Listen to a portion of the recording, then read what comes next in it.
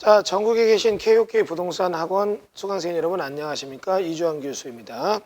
2019년 새해가 밝은 지도 엊그제 같은데 벌써 한 달이 다 돼갑니다. 이번이 이제 세 번째 주, 네 번째 주에 들고 있는데 여러분들의 간에 올해 만복이 되기를 기원하고 또 건강하시고 또 많은 지식을 겸비하셔서 부동산 중개업이나 부동산 투자에서 정말 경제적 부의 축적을 이루기를 바라겠습니다. 자, 이제 오늘 제가 2019년 들어서 최초 이제 이 동영상 무료 강의를 하게 되는데, 재밌는 얘기를 많이 구성할 겁니다. 근데 이제 이번에는 이 중개업을 하실 때 농지나 임야, 이런 거 중개하는 거. 흔히들 이제 토지를 하는 중개업 하시는 분들이 많이 부딪히는 게 농지나 임야 중개에 대한 혼돈 문제예요. 여기에 나는 공장 전문이야에서 공장을 짓는 부지 중개를 하는 것들이 거의 다 농지나 임야에서 이루어지고 또 지어진 공장을 중개하기도 합니다. 그래서 이번에 여기 이제 이 2시간에 걸쳐서 농지를 중개할 때의 주의점과 임야를 중개할 때의 주의점, 그리고 공장을 중개할 때의 주의점, 이런 거에 대한 설명을 드리고, 이에 관련된 본격적인 강의도 2019년 1월 최초 공개 강의 이후로 정규 강의가 또 개정돼 있으니까 여러분들이 많은 어떤 수업에 대한 참가를 바라겠습니다. 목요일 날 수업이 되는데 자세한 얘기는 별도로 얘기를 하기로 하고, 오늘 이제 이 내용 중에 농지에 대한 얘기입니다. 농지라는 것은 농지법이라는 게 있고, 그 다음에 이거에 관련된 또 유사한 법이 농어촌 정비법이라는 게 있어요. 두 개 법이 존재하면서 농지를 중개하는 중개업 하시는 분들에게 혼란을 줍니다. 왜 그러냐? 하나의 토지가 있다면 이 토지의 타이틀에 관련된 것은 지목이 있어요. 그리고 이 토지에 관련된 용도 지역이 있어요. 근데 이제 지목이 전답과수원이면 이거에 대해서는 농지법이라는 게 등장을 하죠. 이 동영상을 듣는 분들이 전문 분야인 분도 있고 좀 비전문가로서 이제 막 시작하는 분도 계실 건데, 강의의 초점은 무료 공개 강의다 보니까 아주 베이직하게 굉장히 초보 실력에 맞춰서 강의를 하겠습니다. 괜찮죠? 물론 이제 내가 오랫동안 중개업 했다 이런 분들도 나는 초보 거 들어야 될까? 무시할 수도 있습니다만, 듣다 보면 오, 그런 게 있네? 내가 이거 몰라서 참 큰일 날 뻔했네, 이런 것도 있을 거니까 조금 마음을 편하게 내려놓고 들어주시길 바라겠습니다. 여러분 보시는 것처럼 지목이 전답과수원이면 일단은 농지라는 개념에 들어오고, 그 농지에 대한 법을 만드는 겁니다. 왜 만드느냐? 여러분 농지법이라고 하는 게 없으면 정말 무시무시한 일이 벌어집니다. 농지는 농사를 짓고 식량을 생산하는 땅이에요. 그러면 하나의 국가가 그들이 보유한 농지가 있고 여기서 생산되는 걸로 가서 1차 산업의 자급자족의 현상을 이루어야 돼요. 그런데 이러한 농지가 영업성이 안 맞아서 2차 산업에 대한 용지나 3차 산업 용지로 자꾸 보내버리면 인문적 특성으로 바뀝니다. 2차와 3차는 인문적 특성이 뭐냐? 건물을 짓거나 인문적 효용에 따라서 농사질 수 없는 상태로 바뀌는 개간 상태가 바뀌는 것들이 나오는 거죠. 그러면 이런 경우에 농지가 자꾸 줄다 보면 국가에는 인구 있어야 돼요. 백성이 없이는 국가가 있을 수 없잖아요. 영토가 있어야 되고, 그럼 인구와 영토가 있으면 주권이 있어야지. 우리 옛날 초등학교 4시간에 배운 겁니다. 그러면 국가란 구성에 대한 주권의 얘기는 빼놓고 인구와 영토에 대한 얘기가 있어서, 영토와 인구가 있는데 그 영토를, 인구는 느는데 영토를 이쪽으로 자꾸 옮겨가요. 왜? 그게 더 돈이 되니까. 자꾸 옮겨가다 보니까 1차 산업에 대한 부지가 영토 중에서 줄어요. 인구는 늘고. 생각해 보세요. 먹는 식량을 자급자족하지 못하고 전부 외국의 수입에 의존한다. 아우, 골치 아파요. 왜? 쌀을 수입하죠? 우리는 우리 땅을 다 국가가 막 개발해서 다 공장 지어서 엄청난 돈을 벌어요. 막 현대자동차 만들어서, 컴퓨터 만들어서, 삼성은 컴퓨터, 현대는 현대자동차 만들어서 막 돈을 벌어요. 근데 갑자기 아차 싶은 거예요. 쌀을 못 만드니까 쌀을 수입해 옵니다. 그러면 동남아에 이름 없는 국가 라오스 같은 데다가 우리나라한테 막 지구 만장해서 기어먹죠. 뭐라고 해요? 야, 쌀값 10배 올린다? 싫으면 니네 현대자동차 우리한테는 반값 해줘. 이런 일도 벌어져야 돼요. 또 여러분 알고 있는 것처럼 미국이란 나라가 1980년대 칼로스라고 하는 미국 쌀을 우리나라에 다른 나라에 비해서 형편없는 가격에 줘요. 무지 싸게, 손에 놔도 줘요. 막 줍니다. 막 줘요. 좋다 막 그 쌀이 되니까 우리나라 농업이 안 돼. 왜? 쌀 만들어도 안 팔려요. 그 쌀이 너무 싸니까. 그때 이제 우리나라에서 이걸 방어하기 위해서 만든 논리가 있어요. 신토부리. 뭐냐? 몸과 땅은 하나다. 그 지역 사람이 그 지역 걸 먹어야지 딴 거 먹으면 안 된다. 1990년대, 80년대 초반까지 이거 신토불이 굉장히 유명했잖아요. 여러분 그거는 말장난입니다. 미국에 나온 쌀을 우리가 먹는다? 안 된다? 뭐 우리나라 쌀이나 그 쌀이랑 비슷해요. 차이점. 우리는요 농사를 지면 농사지는 옆에 막 공장 창고 있어요. 거기서 막 안 좋은 게 나오니까 토양이 오염되는데 그냥 농사 짓잖아요. 미국은요 농사 짓는 땅을 딱 가서 보면 주변에 지평선밖에 없어요. 청정지역이에요. 여기서 막 대규모 집단 영농해서 쌀을 싸게 만들어요. 우리나라는 인건비가 들어가니까 비싸고. 그러니까 미국은 싸게 줘도 돼 우리나라에. 그럼 우리나라 농업이 붕괴되죠. 신토불이 그 쌀이 더 좋아요. 그럼 뭐 그걸 먹고 우리나라 농업이 붕괴되면 미국이 본색을 드러냅니다. 야 중동이랑 전쟁하는데 한국은 2만 명 보내. 싫습니다. 싫어? 그러면 쌀값 10배로 올린다. 참혹한 현실이죠. 전쟁에 끌려가야 돼요. 결국 국가가 주권이 있어야 되는데 주권을 뺏기는 거예요. 그러니까 여러분들 이런 농지라고 하는 것은 국가의 구성이 아주 중요한 얘기예요. 국민이 있고 그다음에 영토가 있고 주권이 있어야 국가인데 갑자기 국민도 많아지고 영토도 아주 효율적으로 쓰고 있는데 주권을 뺏기는 일이 벌어지는 거예요. 야 이거 식량 안보가 문제구나. 그러면 식량 안보를 위해서 농사 짓는 땅은 보호해야 돼. 그래서 등장한 게 뭐다? 농지법이에요. 그럼 이런 농지법에 나와서 식량 안보에 대해서 국가가 쌀 식량에 맞는 여러 가지 조건을 둬요. 그러니까 이런 거에 대해서 이제 법규가 등장한 게 뭐냐? 가만히 있어봐. 이거 투기적 거래하면 안 돼. 농지는 앞으로 농사 질 놈들만 갖고 있어야 돼. 그래서 어떻게 해요? 농지 취득 자격 증명의 제도를 두는 거예요. 농지 취득 자격 증명을 통해서 농사 진다는 약속을 받고 걔한테만 주는 거죠. 그리고 이런 농지를 보유할 때도 영농의 의무를 부여해요. 너 농사 지으려고 샀지? 영농에 갖고 있으면서 농사하지면 안 돼. 그리고 이런 농지를 개발할 때도 농지 전용이라는 걸 명명을 해요. 이런 조건에 안 맞다면 이건 개발 못해. 이걸 전용해서 없앴더니 이 농지가 주변의 영농에 피해를 준다. 그러면 이거 전용을 안 해줘요. 그러니까 이런 얘기들이 지금 딱 걸려요. 농지법에서. 그리고 농어촌 정비법에서는 영농에 대한 효율성을 위해서 농어촌 정비사업에 관한 여러 얘기가 나와요. 교환, 분합, 병합을 통해서 농지를 쭉 해서 바둑판 모양으로 만든다든가 이런 식으로 영농의 효율성을 높이는 얘기들이 등장을 하죠. 그러면 이런 얘기들이 나오고 농어촌 정비법에서 또 특이하는 여러 가지 행위자는 있어. 뭐 영농 여건이 불리한 농지들은 좀 빼자. 이건 뭐 농업적 그런 보호 정책에서 좀 빼줘야지. 어차피 영농도 안 되는데. 농지가 개발됐다면 개발된 농지가 사후 조치는 어떻게 관리할까? 이런 것들이 나와 이제. 그러면 여러분이 이런 걸 모른다면 어떻게 해요? 농지를 중개할 때 옳고로 걸려도 걸립니다. 그래서 제가 여러분 이거에 대한 본강이 들어가면 이제 농지와 임야 또 공장, 중개에 관한 여러 개 중에서 농지가 한 2주 정도를 달아요. 이거 생각보다 굉장히 중요한 얘기가 많습니다. 그러다 보니까 중개업 하시는 분들이 뭐로 가는지도 몰라. 이게 속된 말로 똥인지 된장인지 모르고 그냥 계약서 쓰고 넘어가면 넘어가고 걸리면 걸린 대로 해결하고 해결 안 되면 도망가고 이런 논리로 가는 거죠. 참 별거 아니고 간단한 논리인데 이 질서를 모르니까 법규의 혼용관계가 복잡해서 못 들어오는 거예요. 보세요. 하나의 토지가 지목이라는 개념이 있고 용도지역이라는 게 있고 농지법이라는 게 있어요. 그러면 여러분 지목이 전답과선이면 이건 농지법 가는 거고 지목이 그게 아닌 건 농지법이랑 상관이 없는 거고 이러면 안 돼요. 지목이 전답과선이어도 농지법이랑 연결되는 땅이 있는 거고 그리고 용도지역이라는 게 있어서 용도지역에 행위제한이 있는데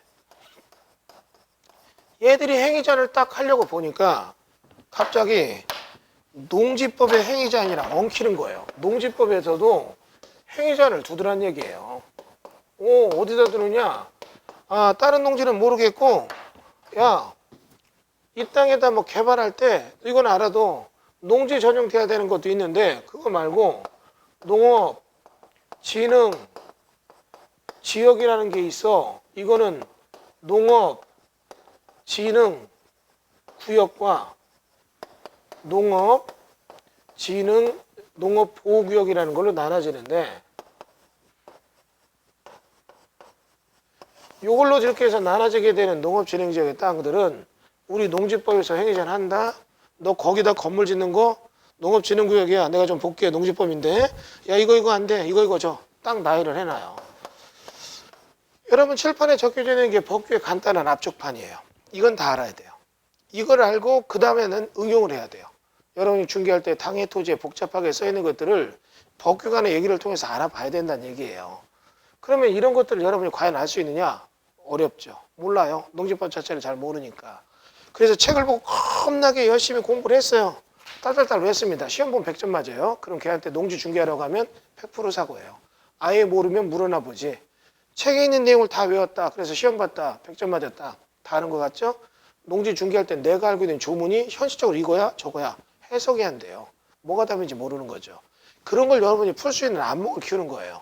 그래서 여러분이 여기 있는 일 축을 좀 안 풀어보세요. 농지에 대한 거 하나만 갖고 제가 한 20, 30분 더 얘기를 해볼게요. 지금 여러분이 농지를 중개하는 입장입니다. 그러니까 농지법의 족쇄를 찾잖아요. 그러면 A와 갑이라는 사람, 여러분이 중개업자예요. B가 지금 중개를 삽니다. A의 농지가 있고 개업공인중개사인 여러분, 옛날 말로 중개업자는 중개업자의 표현을 많이 씁니다. 지금 현재는 개업공인중개사라는 표현을 쓰지만 그럼 이제 개업공인중개사, 중개업 하시는 여러분이 B에게 이 농지를 중개해요. 그러면 여러분이 보니까 여기에 얘는 이 땅을 사서 등기전을 하려면 농지 취득 자격증명이 필요하죠. 이 자격증명이 미발급되면 등기 이전이 안 돼요. 그러니까 잔금 내고 살 수가 없죠. 그러면 여기 동영상 보시는 분한테 질문 드립니다. 농지 취득 자격증명이 발급되지 않는 경우가 언제인가? 이런 것들을 여러분이 아냐 이거죠. 몇 명은 조금 얘기해. 더듬더듬 얘기하는데 구체적으로 딱 결정을 못 내요. 자, 자격증명 미발급되는 데가 언제냐? 뭐 한번 예를 들어볼게요. 여러분이 B한테 물어봐야 돼요. 뭘 물어봐야 되느냐? 야, 너 있잖아. 이거 내가 지금 중개하는데 너 농지 보유한 거 있어? 이거 물어봐야 돼요. 나중에 이제 본 수업 들어보면 리스트업 자료를 드려요. 여러분이 농지 중개할 때 리스트업 자료, 매도인에게 물어볼 거, 매수인에게 물어볼 거, 농지에 대해서 뭐 물어봐라. 이거 딱 정리해서 보면 그대로 물어보면 사고 절대 안 납니다. 그리고 그걸 물어보고 어떻게 답변 구하느냐를 알아야죠. 그중에 리스트업 되는 게 한 10개 있으면 그중에 하나만 얘기해 볼게요. B, 매수인에게 물어봅니다. 농지 보유한 거 있습니까? 그러니까 의뢰하면 그분한테 체크해야 돼. 계약하기 전에. 공X 쓰잖아요. 그럼 농지 보유했습니까? 공, X. B는 보유 안 했대요. 이거는 괜찮아요. 보유했대요. 그러면 다시 이거는 자경입니까? 아니면 자경이 아닙니까? 이거 물어봐야 돼요. 자경하고 있다 이런 문제가 없지만 자경이 아닙니다. 이때부터는 조심해야 돼요. 이 농지 소재 시군면 전화해서 농정과에 전화해서 여기에 농지 임대차가 있는가를 물어봐야 돼요. 우리의 B에게 이런 거 물어보면 B는 내가 갖고는 있는데 아버지 돌아가시고 상속받은 농지 이장님이 지금 농사 짓고 있어요. 뭐 그 정도만 얘기해요. 그럼 여러분 이 상태에서는 일단 주인은 하지만 판단을 못 하는 거예요. 전화해봤더니 이장님이 전화하니까 이장님도 뭐 행수를 해요. 거기다 물어보지 마시라고요. 아 그래요? 이렇게 하고 판단하면 안 돼요. 해당 군청에 전화해서 면사무소에 전화해봤더니 면사무소 얘기합니다. 여기는 농지임대차 신고가 들어온 게 없네요. 이러면 괜찮아요.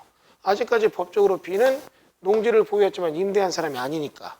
근데 전화했더니 이 사람 아버지의 친구분인 아버지는 죽었고 상속받았고 아버지 친구분이 여기다가 이장님이 농사지라고 해서 지면서 임대차 신고해서 딱 넣었다면 우리의 B는 본인 보유 농지를 전부 타인에게 임대차 한 사람이에요. 그럼 보유 농지 전부를 타인에게 임대차 했다면 농지증 발급 안 됩니다. 그럼 여러분이 지금 A라면 갑이라는 개업공인중개사라면 이런 얘기 모르고 계약서 썼는데 이게 타인 임대차에 있어서 등기전 못한다. 농지증 발급 안 된다. 복잡하죠. 어떡할 거예요? 방법은 이 사람한테 얘기해서 이장 찾아가서 농지증 없애자, 임대차 없애자 이런 얘기 해야 되는데 이장님이 그러냐? 너 오래간만이다. 내 친구 딸내미 네 이렇게 컸냐? 없애줄게 이러지 않아요. 내가 이거 농사 지려고 경기를 샀는데 뭐 이 땅만 아니면 경기 이 소리 나와요. 굉장히 피곤해집니다. 그러면 여러분 이게 중개사고 아닌 중개사고가 되는 거죠. 그러니까 여러분이 개업공인중개사라면 매수인한테는 너 이 땅에 말고 농지 살 건 농지 말고 보유농지 있어 없어? 있습니다. 어디 있어? 그럼 그 지역에다 물어봐야 돼요. 물어봐서 농지임대차가 해당 번지가 돼 있다면 안 돼요. 이 사람 농지 못 사요.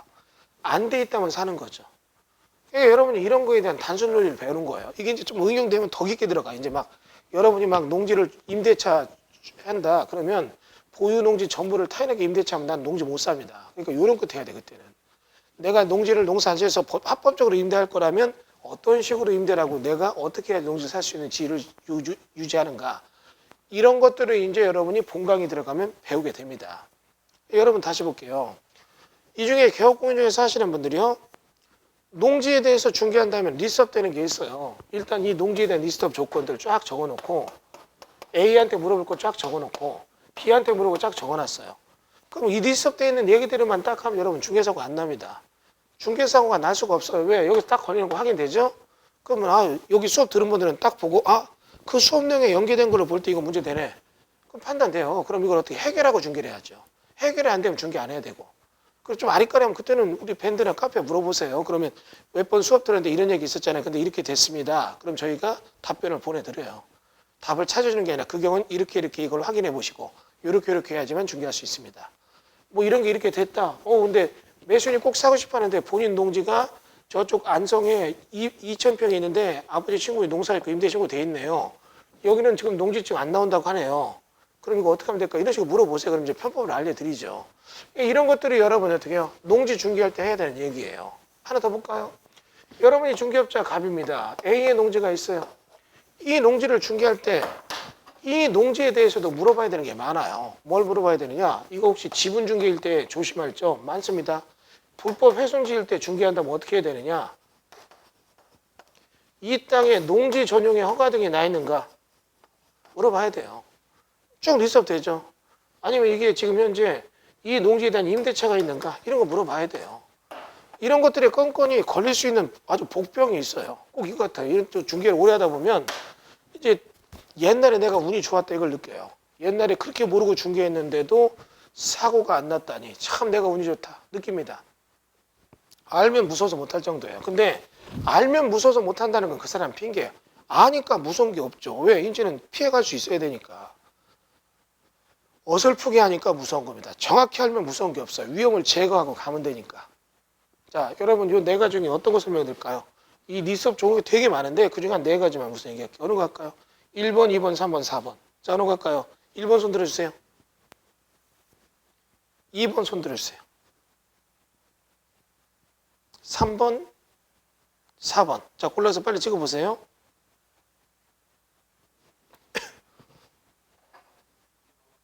자, 여러분 2번을 한번 해볼까요? 2번 제일 많이 올라오네요. 불법 훼손 농지예요. 여러분이 지금 중개업자 갑이에요. A의 땅을 팔아달라는데 A의 땅이 불법 훼손되어 있는 거예요. 그러면 불법 훼손되어 있으니까 이거를 중개합니다. 전혀 문제 없을 거라 생각하죠? 딱 신청하니까 농지증 신청하래. 현장 가니까 불법 훼손됐다. 이거 원상 회복해라. 이거 뭐냐? 법률적으로 훼손, 복구, 확인서를 내라고 해요.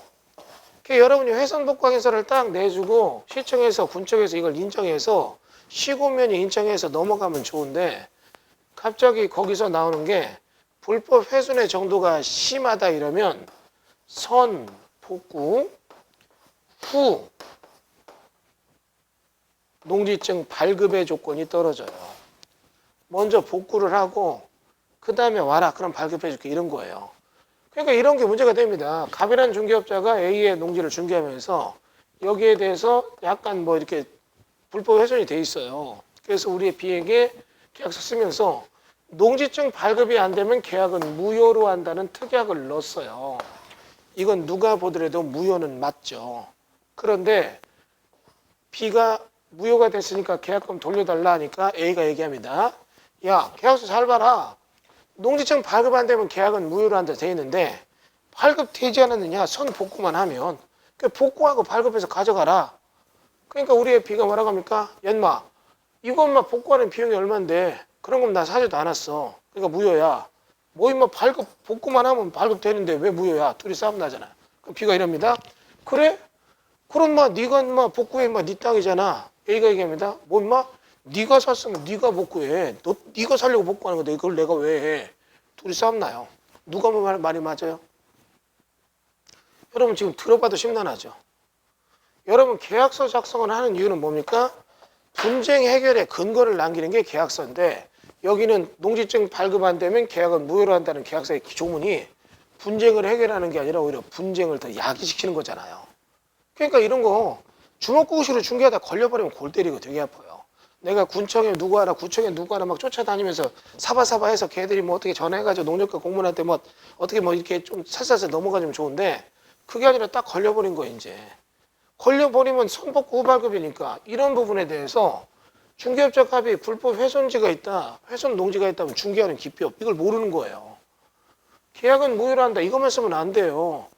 여기 지금 보면 훼손 복구 확인서만 단순하게 인정하면 좋지만 훼손 복구 확인서가 인정이 안 돼가지고 선복구 후 발급해주겠다 이게 나올 때는 어떻게 할 것인가. 그리고 이런 훼손 복구 확인서에 대해서 이거죠. 선복구 후 발급하기로 한다 쓰고 만약에 선복구 수치 후 발급 조건이 나올 때는 계약을 무효로 한다 뭐 이런 것도 써놔야 돼요. 아니면 선복구 후 발급한다면 복구는 B의 비용을 한다 A 비용을 한다 이런 거 써져 있어야 돼요. 문제는 그렇게 되면 A가 뭐라고 합니까? 야 뭐 이렇게 복잡해 아이 나 계약 안 팔아 여기다 안 팔아 이런 얘기 할 거라는 얘기죠. 안 팔면 여러분 어때요? 중개를 못하면 수수료가 안 생겨요. 일은 고생하고 돈은 못 벌잖아요. 여러분 개업 공인중개사로서 여러분이 성공하려면 3S가 있어야 돼요. 3S가 뭐냐? 스피드, 빨라야 돼요. 샤프해야 돼요. 정확하고 명료하고 샤프해서 정확하게 내용을 받아야 돼요. 제대로 찍을 줄 알고. 그 다음 세 번째가 스마일. 인상이 너무 날카로우면 안 돼요. 개업 공인중개사 하시는 분들요. 앞만 바빠도 하루에 5분 이상 거울 보고 웃는 연습하세요. 저는 앞만 바빠도 아침마다 5분 동안 일어나면 꼭 거울 보고 혼자 막 웃어요. 좋은 인상 내 스스로 느끼게 하느라고. 여러분이 저를 어떻게 볼지 몰라도 저는 연습 많이 했어요. 연습해서 이만이나 해요. 그럼 뭐 여러분이 부정하든 마든 나는 하고 있으니까 분명히 하는 겁니다. 그럼 이런 3S가 있어야 되는데 중개업자가 성공하기 위해서는 진짜 해서는 안 되는 3S가 또 있어요. 중개업자가 내가 성공하고 싶다. 그러면 절대 있으면 안 되는 3S가 있어요. 그게 뭐냐? 첫 번째가 슬립. 잠만이 자는 중개업자 성공 못합니다. 뭐 두 번째 뭐 있고 뭐 있다 그런 얘기 좀 뺄게요. 이거 여러분들 중개업자가 절대 하면 안 되는 3S 중에 하나가 세컨드예요. 세컨드라니까 어머 교수님 뭐 강의 중에 이렇게 세컨드 얘기까지 하세요. 그게 아니라 2등. 개업공인중개사가 제일 무서운 게 세컨드예요. 세컨드만 하면 무너집니다. 올림픽에서는 2등 많이 하면 은메달에도 많이 따죠. 개업공인중개사는 1등은 영광의 모든 영광의 그 쟁취를 해요. 2등부터는 아무것도 없어요. 내가 2등 했다. 계약서 쓰러 가는데 좀 전에 쓰고 나와요. 2등이에요. 아이고 아깝다. 여러분 차라리 꼴찌가 나요. 꼴찌는 돈 들인 게 없어. 2등은 그 건 하느라고 엄청 노력과 시간을 들여놓고 비용 들어가는데 계약서 못 썼다. 30분 전에 누가 계약해버렸다. 나 2등이죠? 아무것도 없어요. 그럼 2등 한 사람은 그걸로 끝나는 게 아니에요. 0이 아닙니다. 마이너스 10, 100이에요. 왜? 그 건 진행하려고 돈 들이고 시간 들이고 했잖아요. 그러면 여러분 이렇게 돈 들이고 시간 들이고 해서 엄청난 피해를 받게 돼요. 본인은. 이런 거 2등 하지 말아야죠. 왜? 선택과 집중이 돼야 돼요. 그럼 선택과 집중을 하려면 여러분들은 어떻게 해요? 여기 있는 시나리오에 대해서 어떻게 해요? 내용을 정확하게 다 꿰뚫어 놔야 되는 거죠. 여러분 잠깐 여기 보세요. 설명 다시 드립니다. 지금 보면 이런 거에 대해서 선복구 후 발급한다. 이런 게 나올 때 어떡하죠? 이러면 A가 싫다. 계약 안 한다. 그러면 알았습니다. 이 점은 빼겠습니다. 하고 계약서 써야 돼요. 계약서를 쓸 때 농지 훼손 복구 확인서를 냈을 때 이게 OK 통과 사인이 떨어져야 돼요. 담당 공무원이 야 이건 위반의 정도가 심해. 현장 가서 보니까 안 되겠어. 그러니까 너 이거 훼손 복구하고 그 다음에 와. 이 얘기가 안 나오게 사전에 차단해야 돼요. 그럼 사전에 차단하기 위해서 여러분이 중개업자로서 어떻게 계약서를 써야 되느냐 이런 거 되게 중요한 얘기죠. 저는 제가 이렇게 살 때 이거 사겠다 했을 때 해당 농정과에서 리젝트가 떨어질 것 같더라고요. 그러면 리젝트가 떨어지면 이런 것 때문에 지금 사긴 사야 되는데 이게 좀 복잡해요.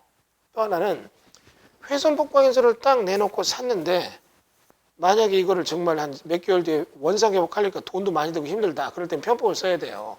그럼 이런 편법 쓰는 방법도 중요합니다. 근데 이제 본강의 때 얘기하겠지만 여러분 이런 거 내가 지금 사긴 사겠는데 A는 이런 복잡한 조건에 안 팔겠다고 하면 그럼 계약서 씁시다 해놓고 써놓고 이런 일이 벌어지면 안 되니까 이걸 완전히 공무원 입장에서 이런 거 안 나오게 어필해서 만들 수 있느냐 있습니다. 그러니까 그런 것들이 여러분한테 중개업 할 때의 그런 실력이에요. 자세한 내용은 이런 건 이제 본강의 들어가면 그때 제가 쭉 내용을 설명드릴 겁니다. 어쨌거나 여러분이 이렇게 농지가 불법에서 농지라면 이런 거 중개할 때 지금 얘기하는 이런 문제점을 해결할 수 있느냐 이거 이제 실력이 있어야 돼요. 이제 여러분 이게 지금 공개 특강이다 보니까 어떤 중개 실력 노하우를 100% 공개 못하지만 여러분이 이제 하게 되는 이런 농지 중개 이런 부분의 수업을 들으시면 이제 산지 중개, 공장 중개 들으시면 이게 낱낱이 이제 다 케이스별로 나와요. 그 정도를 여러분 수업 들으면 농지 중개할 때는 귀신이라는 소리 들어요. 다른 개업공인중개사들은 공동 중개할 때 와우 이 정도 쓰는 거 진짜 퍼펙트하다 배웠네 이 소리 듭니다. 그러니까 여러분이 이런 거에 대해서 그냥 이것저것 해다 찔러보고 안 되면 말고 이런 망하는 거예요. 중개업은. 찔러보느라고 돈 들고 망하면 안 되면 그걸로 끝나는 게 아니라 내가 밥 사주고 술 사주고 거기 일시키려고 왔다 갔다 하면 교통비 하나도 안 나와요. 그런 게 맨날 10건 20건 되면 그게 누적된 비용으로 해서 무너지는 거거든요. 그러니까 한 방에 끝낼 수 있는 그런 방법들을 연구하는 그런 강의가 여러분을 기다리고 있습니다. 여러분이 그런 거를 완벽하게 이렇게 해낼 수 있다면 어떻게 해요? 수익을 낼 수 있는 거잖아요. 그런데 또 하나 해볼까요? 좀 전에도 이제 무슨 신문사, 인터넷 신문사, 유명한 인터넷 신문사 기자가 전화 왔네. 이것저것 물어보고 하더라고요. 그래서 인터뷰 좀 해달라고 해서 얘기했는데 최근에 토지거래 허가구역이 지정돼요. 그럼 토지거래 허가구역에서 농지를 중개할 때 이 토지거래 허가구역 농지 중개 굉장히 복잡하거든요. 그러면 이 농지가 토지거래 허가구역 A가 갖고 있고 갑이라는 중개업자가 B에게 중개할 때 토지거래 허가 기준 이 사람에 대해서 굉장히 중요하죠. 이 사람 실수요자, 영농하기엔 조건 맞고 최초 영농자냐 아니면 옛날부터 영농한 사람이냐 얘가 거주지가 어디냐 몇 년 이런 거 다 따져요. 그런 어떤 실무적인 기준에 대한 거는 본강에 들어가면 하겠지만 진짜 중요한 거는 대부분 이것만 기억하죠. 근데 여러분 그것만 기억해서는 안 돼요. 이 농지가 갖고 있는 달란트가 뭐냐 이 농지의 성격을 봐야 돼요. 토지거래 허가구역 이 농지가 어떤 성격이 있느냐에 따라서 다시 내용이 아주 복잡해집니다. 여러분들 이런 얘기 해볼까요? 토지거래 허가구역 농지 여기도 조사할 거 되게 많아요. 이게 토지거래 허가구역이다. 그럼 이 농지에 대해서 얘가 보유한 게 몇 년이고 경작 의무기간, 이용 의무기간 지켰느냐 이런 거 봐야 되고 그 다음에 또 토지거래 허가구역에서 얘가 지금 현재 이 농지에 대해서 어떻게 만들었느냐 이런 거 봐야 돼요. 여러분들 기준 면적 미만이면 토지거래 허가 안 받는다 이런 거 배웠잖아요. 토지거래 허가구역의 요 면적이 기준 면적 미만이에요. 문제 없구나 여러분이 딱 중개를 했죠? 웬걸? 중개하고 나니까 여기는 허가 받아야 된대요. 아니 이거 조그만 땅은 안 받잖아요. 안 받잖아요. 그게 아니라 이 땅은 이러저러 하니까 이거는 받아야 된다. 이런 게 나와요. 그러니까 이렇게 볼까요? 개업공인중개사 여러분은 농지를 중개할 때 토지거래 허가구역이라면 또 이거에 맞게 이 농지에 대한 리스팅을 또 해야 돼요. 이 사람에 대한 조건도 따져봐야 돼요. 그리고 얘 A한테도 물어볼 게 많아요. 이런 걸 모르잖아요, 여러분이. 다시요.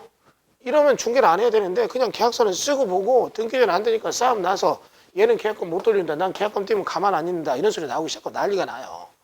이런 걸 여러분 스스로 위험을 제거하기 위해서 농지 중개에 대한 어떤 여러 가지 기준을 아셔야 돼요. 제가 나열을 쭉 했습니다만 이렇게 공개 특강, 무료 특강 해가지고 한 시간에 농지 다도 못 가르쳐 드려요. 다만 이런 게 다 쭉 나열한 중에 일부만 지금 얘기하는 겁니다. 근데 그 일부를 받고 이런 게 문제가 있다는 걸 인지했다면 이 문제를 뛰어넘는 해결책도 보여야 되는데 이런 것들이 굉장히 고난도예요. 재밌는 건 남들은 어려서 못하죠. 나는 알아요. 내가 이걸 배워서 알면 쉬운 거예요. 여러분 다시 볼까요? 운전요. 여러분 운전 처음 따는 사람은 운전 어려워서 초보 운전 막 쓰고 있죠. 차 뒤에 보면 별거 다 써요. 미치겠어요. 저는 환장하겠어요. 이런 거 써 있고 아이가 타고 있어요. 그래서 어떤 사람은 참 대단하대. 초보 운전 몰고 가는데 뒤에다 사람들 빵빵거리니까 무시하지 말라는 식으로 위험, 인화물질, 운반 중 이렇게 써놔요. 그럼 아무도 못 건드려요. 그 차가 제일 안전해요.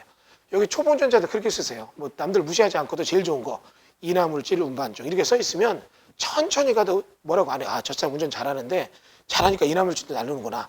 저건들에서 사고 나면 안 되니까 천천히 가는구나. 이러니까 다 비껴가요. 좋은 거 배웠죠? 예. 그런데 이런 얘기 해볼게요. 내가 운전을 못하면 그렇게 되는데 어느 순간에 운전을 딱 잘하면 그냥 운전하는 것 자체가 하나의 생활이 돼버려요.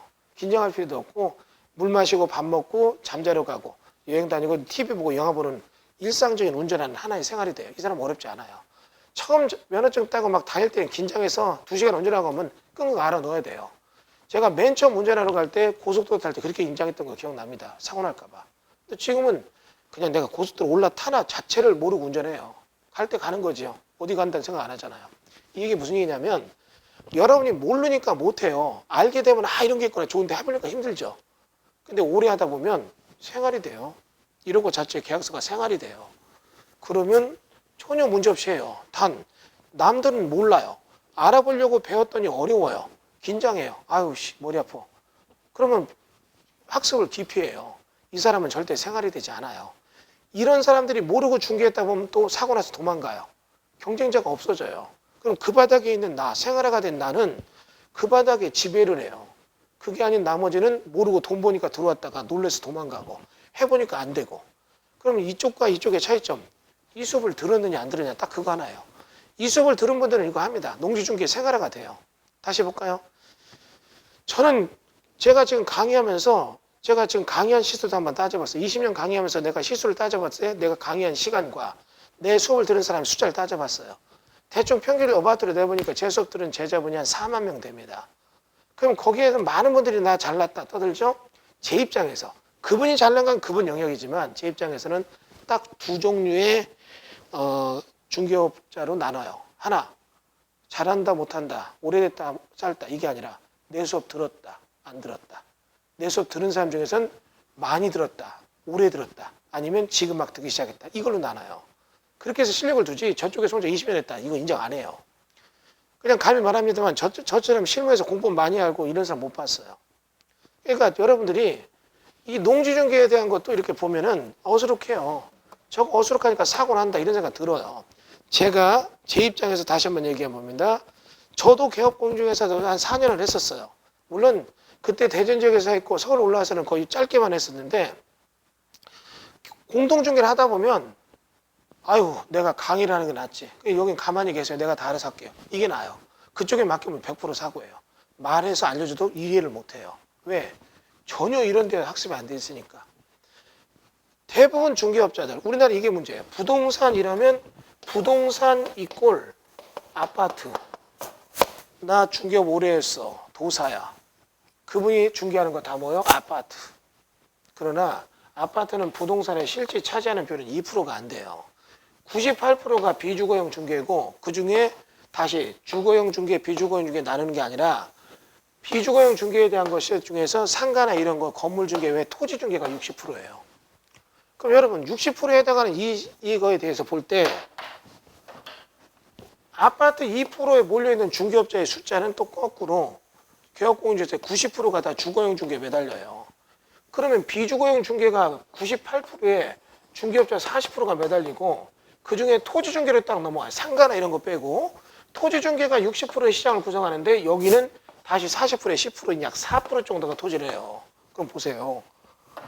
서로 돈 벌겠다고 막 초짜들 몰려가 있는 그런 주거 중개 시장과 이쪽에 보면 이렇게 큰 파이가 있는데 비주거용 중개 시장, 토지 시장에는 중개업자가 많이 안 몰려 있다고요. 그리고 이쪽에서 이름 좀 있다 하면 다 연락 옵니다. 손님 이런 거 찾는데 이것 좀 찾으세요 교수님. 되게 많아요. 전 중개업자가 아닌데도. 그럼 내가 이제 알고 있는 원격 조정해서 이렇게 해주고 많이 하거든요. 제 수업 듣는 분들이 이제 그런 업무적 연계도 많이 하고 있습니다. 뭐 공장 부지 찾아요, 뭐 해서 농지 중개하는 뭐 이거 다 찾아줘요. 그러면 여러분 이런 얘기 해볼게요. 여기는 이렇게 많이 몰리는 이유 배우기가 편하니까 딱 들어가서 10분만 배우고 20분만 배워도 다 해요. 그러니까 이걸 웬만큼은 다 해요. 이쪽은 가서 보면 공부하면 할수록 내가 모르는 게 이거구나 이걸 느껴요. 그러니까 모르는 게 얼마나 많은가를 느끼면서 그게 배우면 시작인데 이만큼 모르네, 다음날 오니까 이만큼 모르네, 나 죽으라고 공부했는데 이만큼 모르네, 새로운 게 보이잖아요. 겁나죠. 하기가 싫고 포기하죠. 아니죠. 그때 여러분이 꾸준히 밀고 들어가면 그분들은 그 어느 정도의 그 힘든 부분을 딱 뛰어넘을 때 카타르시스가 있어요. 이거 나는 이 정도까지 해냈구나. 그럼 이 사람은 60% 시장을 중개하는 대한민국 4% 이내의 중개업자에 들어가는 거예요. 어설프게 들어온 사람도 많아요. 그 사람들보다 이런 쪽으로 정교하게 배운 사람들은 나머지 4%에서도 소수 1%가 되는 거예요. 그 사람들은 어떻게 해요? 시장을 지배하고 중개를 통한 부의 축적, 신분적 상승을 이루게 됩니다. 그러니까 여러분이 이런 농지 중개에 대한 영역을 거부하지 마세요. 얘기 다시 해볼까요? 여러분이 토지 시장에 딱 들어오면 토지 시장에서 중개하게 되는 땅은 둘 중에 하나입니다.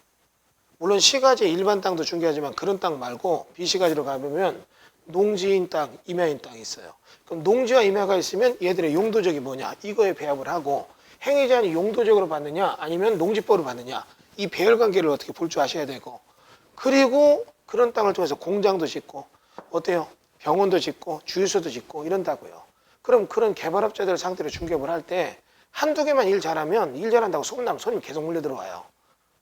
그럼 이런 얘기 해볼게요. 사람들은 연계돼 있어요. 내가 의료시설 할 때 어떤 중개업자한테 그래서 의료시설 잘해서 만들어서 성공했다. 그럼 의료인들끼리 모여요. 그럼 누가 나 병원 좀 옮기려고 하는데 이러면 아무개 공인중개사가 일을 잘해. 그 사람한테 의뢰해봐. 그럼 그 사람 통해서 어떻게 해요? 일을 의뢰받고 그쪽 일에 관련된 뭐 부지 같은 거 하다 보면 계속 일이 엮이는 거죠. 자동차 공업사 마찬가지. 보니까 그래요. 주유소, 저유소 시설 이런 것들 한번 여러분이 한 군데에 딱 길터서 일을 하면 그 사람 통해서 일이 계속 들어와요. 그러면 그런 부지를 보고 내가 개발에 대한 얘기, 행위전에 대한 걸 꿰뚫어서 여기 농지는 전용하면 이게 됩니다. 안 됩니다. 이거를 분석해서 의뢰인에게 객관적 기준을 딱 줄 수 있다. 그러면 이 중개업자를 전문 프로라고 합니다. 프로라고 해요. 많은 분들이 이제 프로라는 얘기를 들으면 전문가, 좋은 뜻인데 우리나라 좀 이상해졌죠? 타짜, 사기꾼. 왜? 실력도 없이 말반쯤만 좋아서 계약시키고 나 몰라 배째 이러면 어떻게 그게 타짜가 되는 거예요. 그게 프로라는 소리를 악용되는데 그게 아니라 진정한 학습이 돼서 이런 거를 볼 줄 아는 안목이 있는 중개업자들은 어떻게 해요? 이거 정확하게 구분해서 중개를 한다는 얘기예요. 제가 이 얘기 감히 말씀드립니다. 제가 신년에 이제 개업 공유에서 하는 분들을 위해서 강의의 패턴을 지금 이렇게 잡았는데 이런 얘기 한번 해볼게요.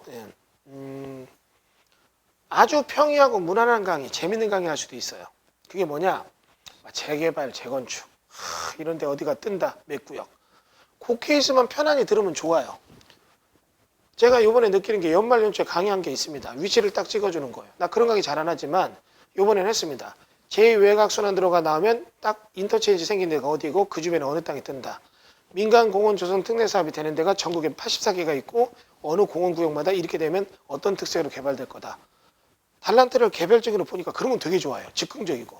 근데 그 수업 들은 사람이 거기 가서 뭐 딱 찍어 사서 손은 내겠지만 그 건에 이 사람은 아무것도 없어요. 그러니까 고기 잡는데 여기 물 많아. 여기다 던지면 이것만 하죠. 그러면 안 돼요. 고기 잡는 법과 어느 시점에 어느 지역에 물고기 많다. 이걸 알려줘야죠. 그런 걸 원하고 싶어요. 저는. 재개발 뜬다. 요쪽 좋아. 이런 건 그걸로 끝나요. 완스팟 정신. 이런 게 아니라 이런 식의 사이클을 딱 알아두면 여러분 이걸 몇 회로 해서 어느 특정 지역을 중개하거나 투자할 때 이러이러이러한 법규에 따라서 안착된 모습 그리고 어떻게 해요? 지속적인 수용 모델을 만들 수 있다. 이런 얘기예요.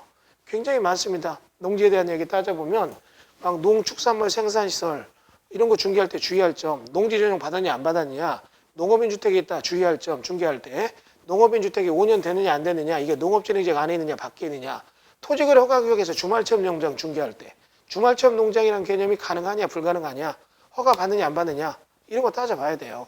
토지거래 허가구역에서 주말체험 농장에 허가는 안 납니다. 못 사요. 허가 안 나니까. 하지만 토지거래 허가구역에서 주말체험 농장으로 땅 사는 사람도 있어요. 도대체 어떻게 된 거냐? 법규 가면 누군 봐주고 누군 안 봐주고냐? 그게 아니라 법문의 경합에 틈새가 있어서 그래요. 이런 것들 여러분이 풀어낼 수 있어야 된다는 얘기죠. 농지임대차가 있습니다. 임대차가 되어 있는 농지들 중개할 때 어떻게 해야 되느냐? 농지임대차가 있으면 임차인에 대한 지위는 어떻게 되느냐? 여러분 주택임대차 보호법의 대항력과 뭐 이런 거 있잖아요. 이런 유사한 개념의 농지법도 다 두고 있어요. 묵시갱신한 무성무시한 그런 중개함정. 농지임차인인데 묵시갱신 주장할 때 어떻게 되는가? 이거 막 작살납니다. 산 사람이 개발도 못하고 묶여가요. 질질 끌려가면서 농업인, 농지임차인 뭐 1년에 쌀 2말, 3말 주는 사람한테 막 내가 이거 개발하는데 몇 억씩 주는 사건도 일어나요. 이런 걸 여러분이 도에서 풀어낼 수 있느냐 없느냐 이런 게 다 중요한 얘기죠. 그래서 그런 쪽 강의를 기획하고 있으니까 꼭 봐주시고 자, 좀 쉬었다가 정각 우리 지금 시간이 8시 되면 그때 다시 수업하도록 하겠습니다. 감사합니다.